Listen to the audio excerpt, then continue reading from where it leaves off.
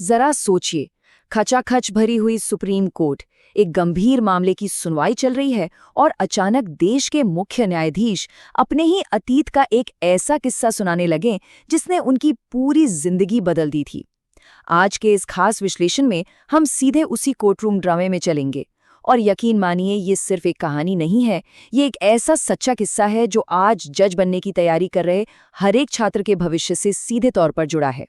तो चलिए बिना किसी देरी के इस दिलचस्प बहस में उतरते हैं कि न्यायपालिका में सीधे एंट्री होनी चाहिए या फिर वकालत का अनुभव जरूरी है।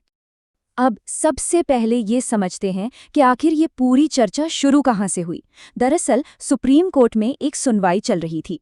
एडवोकेट प्रेरणा गुप्ता, जो खुद सुप्रीम कोर्ट में एडवोकेट ऑन रिकॉर्ड हैं, मतलब वो वकील जिन्हें सीधे सुप्रीम कोर्ट में केस फाइल करने का अधिकार होता है, जो कि अपने आप में एक बहुत बड़ा मुकाम है। उन्होंने दिल्ली जुडिशियल सर्विस एग्जाम के मार्क्स के री-इवैल्यूएशन के लिए एक याचिका डाली थी।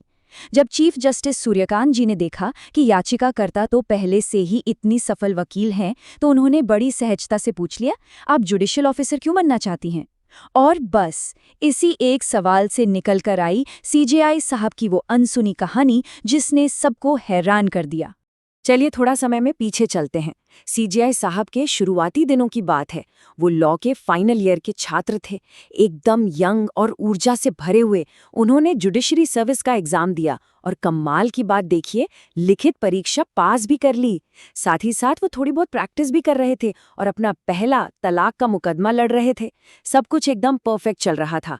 कमीशन की इंटरव्यू लिस्ट में उनका नाम आ चुका था और जज बनने का सपना बस कुछ ही कदम दूर था। लेकिन तभी उन्हें अचानक हाईकोर्ट के एक सीनियर जज के चेंबर में बुलाया गया। अब इमेजिन कीजिए उस माहौल को। एक युवा छात्र आंखों में जज बनने के बड़े बड़े सपने लिए चेंबर में दाखिल होता है। सीनियर जज सीधा सवाल करते हैं, क्या तुम जुडिशियल ऑफिसर बनना चाहते हो? सीजेआई साहब ने पूरे जोश में जवाब दिया, यस माय लॉर्ड, बिल्कुल बनना चाहता हूं। और तभी एकदम से सन्नाटा छा गया। सीनियर जज ने बेहद सख्त लहजे में कहा, मेरे चेंबर से बाहर निकल जाओ।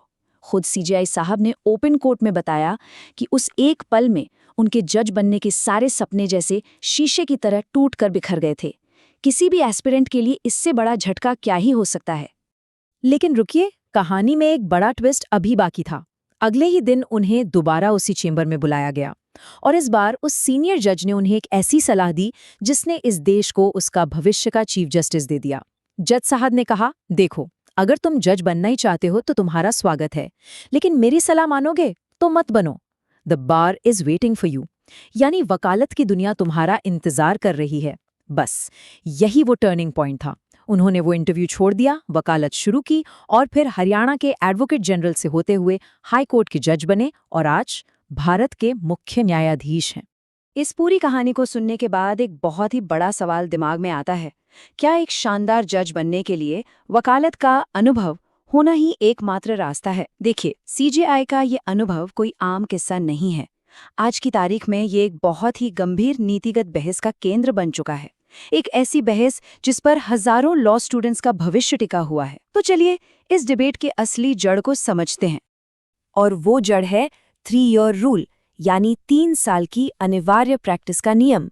इस वक्त कानूनी गलियारों में इस प्रस्ताव पर गर्मागर्म चर्चा चल रही है कि क्या सिविल जज बनने के लिए कम से कम 3 साल की वकालत का अनुभव मैंडेटरी, यानी एकदम अनिवार्य कर दिया जाना चाहिए। इस एक सवाल ने पूरे लीगल कम्युनिटी को 2 खेमों में बांट दिया है। और सच मानिए, ये सिर्फ एक छोटा सा नियम नहीं है। अगर ये लागू होता है तो ये हमारी न्यायपालिका का पूरा ढांचा ही बदल कर रख देगा। आइए दोनों पक्षों को एकदम निष्पक्ष होकर तौलते हैं। एक तरफ है डायरेक्ट एंट्री। इसका सबसे बड़ा प्लस पॉइंट क्या है? लॉ कॉलेज से तुरंत निकले छात्रों के पास कानून की एकदम फ्रेश नॉलेज होती है, लेटेस्ट केस लॉज रटे होते हैं और काम करने की गजब की एनर्जी होती है। वहीं दूसरी तरफ है बार एक्सपीरियंस। ये वो चीज़ है जो आपको किताबों में नहीं मिलती। ये आपको कोर्ट रूम की कड़वी सच्चाइयों से रूबरू कराता है और एक कानूनी परिपक्वता यानी लीगल मैच्योरिटी देता है। दोनों बातें अपनी जगह एकदम सही हैं, लेकिन पेंच इस बात पर फंसा है कि क्या इसे अनिवार्य होना चाहिए। जो लोग इस 3 साल की अनिवार्य प्रैक्टिस का पुरजोर समर्थन करते हैं, उनके पास बड़े ही सॉलिड तर्क हैं। उनका कहना है कि असली कोर्ट में धक्के खाने से जो प्रैक्टिकल कॉन्फिडेंस आता है ना, वो किसी किताब से नहीं आ सकता। थ्योरी अपनी जगह है, लेकिन जब आप असल कोर्ट के माहौल को देखते हैं, वकीलों को जिरा करते सुनते हैं, तो आपकी आर्ग्यूमेंट स्किल्स निखरती हैं। और सबसे बड़ी बात, इससे जटिल मामलों को ठंडे दिमाग से सुलझाने वाला एक जुडिशियल टेम्परामेंट पैदा होता है। सीजेआई साहब की अपनी कहानी भी तो इसी बात की गवाही देती है ना, कि कैसे अनुभव एक इंसान को पूरी तरह से निखार देता है। लेकिन हर सिक्के के दो पहलू होते हैं। इस नियम का बहुत तगड़ा विरोध भी हो रहा है, और वजह बहुत ही वाजिब है। जरा सोचिए, अगर 3 साल की प्रैक्टिस अनिवार्य कर दी गई तो उन छात्रों का क्या होगा जो आर्थिक रूप से कमजोर हैं? पहली पीढ़ी के वकीलों और महिलाओं के लिए तो ये एक बहुत बड़ी दीवार खड़ी कर देगा। बिना किसी फिक्स्ड सैलरी या इनकम के 3 साल तक कोर्ट्स के चक्कर काटना, क्या ये हर किसी के बस की बात है? बिल्कुल नहीं। कई जानकारों का मानना है कि ये सीधे तौर पर समान अवसर यानी इक्वल अपॉर्चुनिटी के संवैधानिक सिद्धांत पर चोट करता है। इस प्रभाव को थोड़ा और गहराई से समझते हैं। एक तरफ वो छात्र हैं जो उन परिवारों से आते हैं जहां पीढ़ियों से वकालत हो रही है। उनके लिए 3 साल का अनुभव लेना कोई बड़ी बात नहीं है। परिवार का पूरा सपोर्ट है, चेंबर तैयार है और क्लाइंट्स भी मिल ही जाएंगे। लेकिन दूसरी तरफ वो फर्स्ट जनरेशन लॉयर है जो पहली बार अपने परिवार से निकलकर इस प्रोफेशन में कदम रख रहा है। उसके पास ना कोई चेंबर है, ना गॉडफादर। उसके लिए बिना किसी बैकअप के ये 3 साल सरवाइव करना अपने आप में एक बहुत बड़ा और असमान संघर्ष बन जाता है। तो अब हम आते हैं इस पूरे मुद्दे के सबसे अहम सवाल पर। वकालत का अनुभव कीमती है, इसमें रत्ती भर भी शक नहीं है। लेकिन क्या इस अनुभव को एक ऐसा सख्त और अनिवार्य नियम बना देना चाहिए जिसे पार करना समाज के एक बहुत बड़े वर्ग के लिए लगभग नामुमकिन हो जाए? क्या अनुभव की कीमत समानता की कीमत से ज्यादा होनी चाहिए? ये वो सवाल है जिस पर आज हर किसी को गहराई से सोचने की जरूरत है। खैर, हर समस्या का कोई ना कोई समाधान तो होता ही है। इस उलझन को सुलझाने के लिए कुछ बहुत ही शानदार नीतियां सुझाई गई हैं। पहला आइडिया यह है कि भाई डायरेक्ट एंट्री को खुला रखो, ताकि कोई भी काबिल और होनहार छात्र पीछे न छूटे। दूसरा, जिनके पास सच में बार का अनुभव है उन्हें इंटरव्यू में थोड़े एक्स्ट्रा मार्क्स दे दो। इससे उनके जमीनी अनुभव का सम्मान भी हो जाएगा। और तीसरा, जजों के सिलेक्शन के बाद जो उनकी जुडिशियल ट्रेनिंग होती है ना, उसे और भी ज्यादा सख्त और प्रैक्टिकल बना दो। देखा जाए तो ये काफी बैलेंस्ड अप्रोच लगती है। और यही वो पॉइंट है जो इस पूरी बहस की आत्मा को छूता है। असल चुनौती किसी एक पक्ष को जिताने की नहीं है, बल्कि कानूनी परिपक्वता और समान अवसर के बीच एक परफेक्ट बैलेंस, एक सही संतुलन खोजने की है। हमें कोर्ट्स में ऐसे जज चाहिए जो सुलझे हुए हों, अनुभवी हों, लेकिन साथ ही हमें ये भी तय करना होगा कि न्यायपालिका के दरवाजे हर उस टैलेंटेड इंसान के लिए खुले रहें जो उस कुर्सी के लायक हैं, चाहे वो 3 साल बिना कमाई के संघर्ष कर सकता हो या नहीं।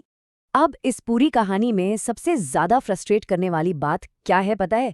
वो है ये नंबर 1 साल।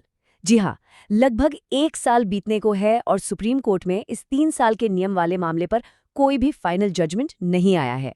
अगली डेट कब लगेगी, किसी को कुछ नहीं पता। और इसका नतीजा, यूपी और बिहार जैसे बड़े राज्यों में जुडिशियल सर्विस की परीक्षाएं अटकी पड़ी हैं। हजारों छात्र अपनी किताबों के सामने बैठे बस इसी उधेड़बुन में है कि आगे क्या होगा। उनका भविष्य इस वक्त एक बहुत बड़े सवालिया निशान के बीच झूल रहा है। आपने वो मशहूर कहावत तो सुनी ही होगी, justice delayed is justice denied. न्याय में देरी न्याय ना मिलने के बराबर है। आज के युवा वकीलों और छात्रों के बीच भारी कंफ्यूजन है। वो समझ नहीं पा रहे कि कमरे में बैठकर पढ़ाई करें या कोर्ट जाकर काले कोर्ट में प्रैक्टिस शुरू करें। इसी अनिश्चितता को दूर करने के लिए अब छात्र और सुप्रीम कोर्ट बार एसोसिएशन के कई सीनियर वकील लगातार ये अपील कर रहे हैं कि प्लीज इस मामले को प्रायोरिटी पर सुना जाए, ताकि ये गतिरोध टूटे और सबको एक क्लियर दिशा मिल सके। तो बात आकर यहीं टिकती है, अदालतें आखिर कैसे इस कानूनी परिपक्वता की जरूरत और समान अवसर की मांग के बीच संतुलन बनाएंगी? यकीन मानिए, ये एक ऐसा ऐतिहासिक फैसला होगा जो आने वाले कई दशकों तक भारत की न्यायपालिका का चेहरा तय करेगा। लेकिन जब तक ये फैसला नहीं आता, मेरा सुझाव यही रहेगा कि धैर्य बनाए रखें, अपने लक्ष्य से नजरें न हटाएं और अपनी तैयारी पूरी लगन से करते रहें। क्या लगता है आपको, क्या 3 साल का नियम सच में जरूरी है? इस विचार के साथ मैं आपको यहीं छोड़ती हूँ।